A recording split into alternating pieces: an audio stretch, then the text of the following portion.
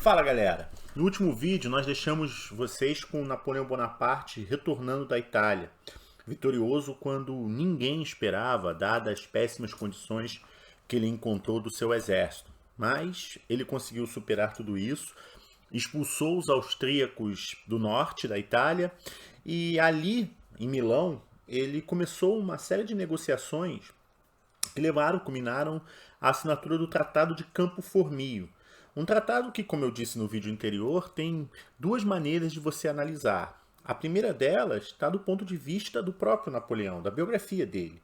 Ali ele teve a sua primeira experiência, de fato, como um chefe de Estado, negociando ali as condições dessa vitória, né? E a segunda forma de você analisar o Tratado de Campo Formio te obriga a olhar para a França, porque esse tratado foi mega bem recebido. Porque, afinal de contas, ele punha fim à primeira coalizão antifrancesa que estava em guerra com a França desde a Revolução. Ela trazia paz, né? Ou pelo menos uma sensação de paz, isolava a Inglaterra. E com isso tudo, Napoleão, como ele imaginara, mudou de patamar. Ele retorna ao país como um verdadeiro herói. Ele retorna ao país nos braços do povo e liderando uma das instituições que conseguiu atravessar toda a Revolução com muita moral, atravessou toda a Revolução com muito prestígio, que era o Exército. E reunindo esses dois fatores, várias pessoas que estavam no seu entorno viam ali as condições ideais para o Napoleão dar o golpe, o Napoleão assumir o poder. E algumas pessoas falavam isso para ele. E o Napoleão sempre desconversava. Ele dizia que não havia naquele momento um motivo para um golpe, não havia um motivo para derrubar o diretório. E por isso mesmo ele mantinha uma certa discrição, pouco saía de casa. Nas pouquíssimas vezes que saiu, foi em função das várias homenagens que recebeu. E era maneiro você observar o comportamento do Napoleão nessas homenagens.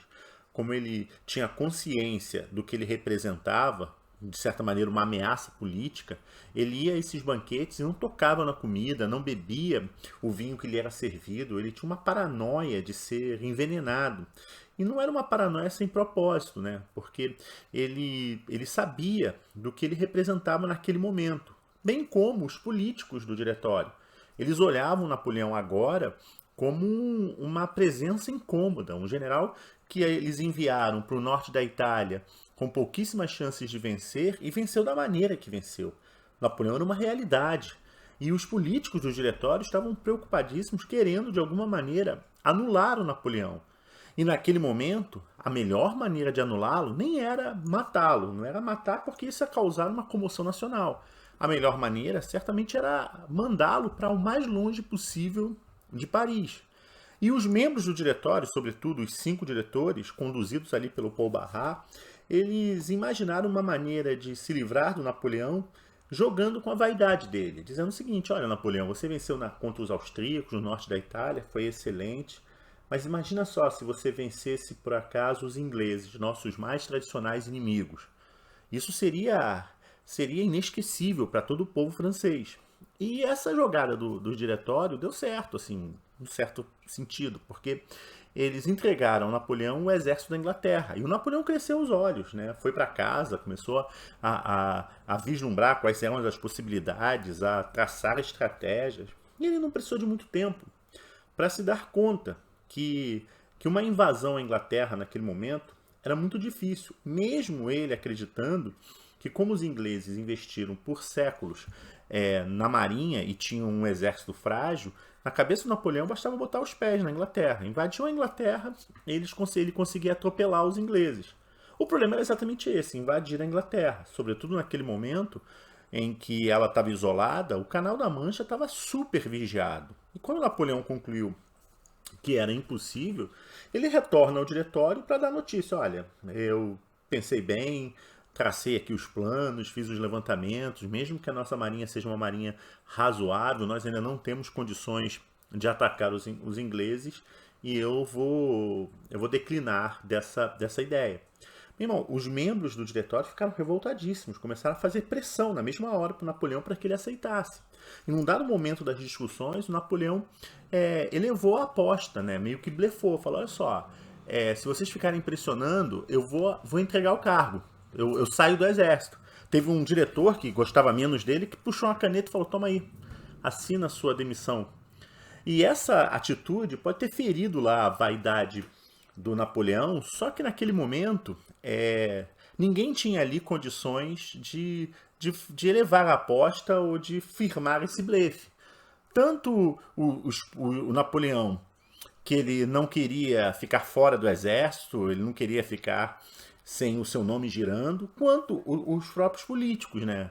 Que não ficava bem um herói nacional rondando as ruas de Paris. E desse impasse é que surgiu a ideia do Napoleão de uma contraproposta. E é uma contraproposta que nasceu de forma bastante inusitada, porque nesse pequeno período em que o Napoleão ficou negociando qual seria o seu destino, ele entrou para o Instituto de Artes e Ciências da França, uma das mais importantes instituições acadêmicas. E ele se cercou ali de intelectuais, e numa das conversas com os intelectuais, em que o ministro das Relações Exteriores, o Talleyrand, uma figura super curiosa também de se estudar, eles estavam batendo um papo, e a conversa girou em torno das razões pelas quais a civilização greco-romana é super bem conhecida e a civilização egípcia não. E desse bate-papo surgiu a ideia dele, da contraproposta que Napoleão faz, que seria exatamente isso, uma missão para invadir o Egito. Essa seria a ideia dos caras, invadir o Egito. E quando Napoleão pôs isso na mesa, ele utilizou alguns argumentos. O primeiro argumento que ele utiliza, que é o mais forte de todos, tinha a ver com a Inglaterra. Ele diz o seguinte: olha, um ataque ao Egito indiretamente prejudica a Inglaterra pelo seguinte: a Inglaterra há muito tempo utiliza como rota para chegar à Índia, a sua mais importante colônia, um caminho que vai pelo Mediterrâneo, desembarca no Egito, desce pelo Mar Vermelho e chega à Índia. Esse é o caminho mais rápido, é muito melhor do que contornar o continente africano.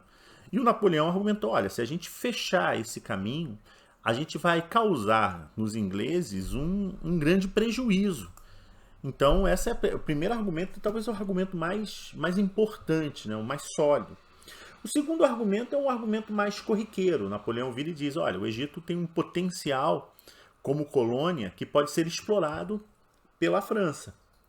E o último e mais interessante dos argumentos, que tem a ver um pouco com a entrada do Napoleão no Instituto de Artes e Ciências da França, era uma ideia de que se pudesse fazer uma exploração da história da antiguidade egípcia, inaugurar ali uma nova ciência que daria conta dessa civilização tão importante e pouco estudada. E a segunda razão era uma espécie de missão civilizatória, de poder levar ao Oriente, sobretudo ali a partir do Egito, todas as benesses do pensamento iluminista. E nesse sentido, o Napoleão ele é um cara que vai antecipar a justificativa moral que será utilizado lá na frente, no final do século XIX, pelos imperialistas. Ele antecipa em quase um século. Sem contar que essa ideia de poder levar para o Egito uma ideia de civilização era uma forma de dar um verniz na sua personalidade, na sua imagem, um verniz de modernização, de modernidade. Ou seja, amarrado todos esses argumentos que o Napoleão apresenta para o diretório aprova. Mas a sensação que eu tenho é que se o Napoleão decidisse, sei lá, invadir o Paraguai, é uma brincadeira, evidentemente, os diretores iam assinar. Porque o que os diretores mais queriam naquele momento era mandar o Napoleão para bem longe de Paris, porque eles viam o Napoleão como uma real ameaça. E o Napoleão conseguiu ali convencer cerca de 150 intelectuais a seguirem para o Egito, se juntando a uns 36 mil soldados, que foram todos para Toulon e embarcam em 300 navios sem sequer saber para onde iam. Ou seja, os intelectuais que de várias áreas, tinha músico, tinha arqueólogo, tinha historiador, tinha matemático, tinha médico, tinha uma gama de intelectuais que toparam a parada sem sequer saber para onde iam. E eles partiram. em direção ao Egito. No caminho tomaram de forma estratégica a ilha de Malta e finalmente, quando desembarcaram no porto de Alexandria, foi um desembarque super tranquilo, não houve uma resistência. E talvez por isso mesmo, por não haver uma resistência, é que o Napoleão vai tomar uma decisão que vai ser uma decisão bastante complicada. Ao invés de ele fortalecer a Alexandria, ele parte direto para o interior. E quando ele começa essa marcha em direção ao interior, que tinha como destino a cidade do Cairo, essa é uma marcha em que os soldados vão se ver numa paisagem muito diferente daquela do norte da Itália, onde você tinha ali à disposição plantações, você tinha um campo em que podia ser explorado, em que você podia se autossustentar. No caso do Egito, não. Você vai marchar pelo deserto e vai passar todos os perrengues que o exército vai impor a esses europeus, que vai desde o sol inclemente, passando pela claridade do sol nas areias que cegavam os soldados, você tinha ali a escassez de água, você tinha as noites que eram muito frias, né? E você tinha ali um soldado que, ao passo que ia marchando em direção ao interior, esse soldado cada vez mais ficava cabisbaixo, aquilo estava destruindo a moral dos soldados. E houve um índice muito grande, por exemplo, de suicídios. Tem um caso que é emblemático. Um dos soldados vai para frente do Napoleão, puxa um punhal, coloca no pescoço e grita para o Napoleão: isso aqui é culpa sua, é obra de você, é uma obra que você fez. E rasga o pescoço. Né? E tudo isso antes mesmo da primeira grande batalha que se dá ali nas imediações do Cairo, que é a tal Batalha das Pirâmides. Que foi uma batalha que revelou para o Napoleão Bonaparte, né, uma superioridade técnica em relação aos egípcios, né, gigantesca, um passeio no parque. Eles detonam as tropas inimigas e ao final da batalha o Napoleão tem uma segurança gigantesca de que está no caminho certo, que a vitória vai ser uma questão de tempo, aliás, pouco tempo. Só que o que o Napoleão não contava era com a reação dos ingleses, né? Quando os ingleses entram na parada, sob o comando de dois almirantes muito competentes, aliás, um deles foi o grande calo no sapato a grande pedra no sapato do Napoleão, porque nunca perdeu uma batalha para o Napoleão, que é o almirante Nelson, super insensado na Inglaterra, com toda a razão, e um almirante genial, que era parceiro do Nelson nessa batalha do Egito, que era o Sidney Smith. E esses dois caras, eles vão aplicar uma estratégia que vai ser fatal para o exército francês no Egito. Eles vão fechar o porto de Alexandria. E no momento que eles fecham o porto de Alexandria, usando a sua superioridade naval, que era muito grande, eles impedem o exército francês de ter contato com a Europa. Sem o contato com a Europa, ele vai ter que se sustentar no interior do Egito, sendo que o interior do Egito é muito precário. Ou seja, é um sufocamento que esse exército vai passar e que vai acabar decorrendo de uma série de perrengues que o Napoleão vai enfrentar, né? Porque não passa nada, absolutamente nada, e é muito engraçado, porque o Sidney Smith e o almirante Nelson, eles tiveram uma estratégia de controlar o que passava e o que não passava. Por exemplo, uma das passagens mais cômicas desse momento do Egito é quando o José, o irmão do Napoleão, reúne provas do que a Josefine estava traindo ele. E ele manda cartas pro Napoleão, contando para o Napoleão, relatando todas as traições e com provas incontestáveis. O almirante Nelson, ele intercepta essas cartas, e eu já vejo o almirante Nelson abrindo a carta, essas cartas, esse pacote de cartas para os marinheiros dos seus navios e contando: ó, Napoleão está sendo traído pela mulher, tem a carta aqui dele chorando, dizendo que as mulheres não prestam, essa coisa toda. E o almirante Nelson fez mais, ele mandou essas cartas para os tabloides ingleses que já existiam, e os tabloides ingleses publicaram, ou seja, uma verdadeira humilhação para um corso, para um italiano que tinha essa coisa do macho, essa parada toda, e foi para ele uma humilhação. Outra passagem bastante curiosa também desse momento foi a interceptação dos bens científicos colhidos pela missão francesa, né, pela missão civilizatória. E uma das coisas que os caras pegaram, né, uma das coisas que o Almirante Nelson interceptou, foi a Pedra de Roseta, né? A Pedra de Roseta, que era um grande pedaço de granito escrito em 3 idiomas, né? O demóico, que eles diziam que era o idioma do povo, o hierógrafo, que era o idioma dos deuses, e o grego. E essa pedra possibilitou a tradução dos hieróglifos. E essa pedra foi confiscada pelo Almirante Nelson e levada para a Inglaterra. Hoje, e não é por acaso, a Pedra de Roseta é uma das principais atrações do Museu Britânico, o principal museu de Londres. E essa pedra foi simbólico assim da vitória, né, que se aproximava. E outra, por fim, a última curiosidade, o Almirante Nelson, da mesma maneira que interceptava as coisas, filtrava o que devia chegar a Napoleão. E uma das coisas que ele filtrava eram os jornais. Quando os jornais tinham notícias desfavoráveis à França, mostrando problemas internos da França, mostrando as perdas das conquistas realizadas por Napoleão, ou seja, notícias que pudessem influenciar o Napoleão a arrumar as malas e deixar o Egito, ele deixava o jornal passar. E foi assim que o Napoleão se informou do que estava acontecendo em Paris, né, da crise política que lá se agravava, e percebendo que o Egito ia se transformar num grande fracasso, o Napoleão tinha por hábito não reforçar o fracasso, né? Porque o Egito seria uma derrota muito semelhante a uma que ele teria mais lá na frente na Rússia.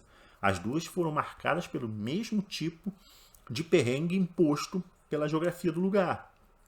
E quando Napoleão se deu conta disso, ele abandonou os soldados dele à própria sorte e voltou para a França. E ele voltou para a França rezando por duas coisas: por conseguir passar por aquele cerco imposto ao Almirante Nelson, ele consegue dar essa sorte. E a segunda coisa, ele tinha que chegar na França antes que as notícias da derrota ou do fracasso que se desenhava no Egito chegassem. E como os meios de comunicação naquela época eram muito precária, ele conseguiu chegar antes do resultado, né? Antes da notícia de que o Egito estava caminhando para o fracasso. Pelo contrário, até então as pessoas acreditavam que o Egito estava indo muito bem, porque o Napoleão estava vencendo as batalhas. Ainda não tinha. A única derrota foi a Batalha de Albuquerque, onde o Nelson tomou o porto de Alexandria. Então, quando ele desembarca na França, ele desembarca ainda como um herói. E é uma França que está passando por vários problemas. O problema número 1 é que os austríacos, inconformados com o Tratado de Campo Formio, decidiram reativar a coalizão, formando a tal segunda coalizão antifrancesa. Ou seja, os caras voltaram à guerra. Só que dessa vez, os austríacos estavam retomando todos os territórios do norte da Itália conquistados por Napoleão. Havia ainda uma disputa uma disputa política entre a extrema-direita e a extrema-esquerda. A extrema-esquerda dos neojacobinos e a extrema-direita dos monarquistas financiados pela Inglaterra que queriam o retorno dos Bourbons.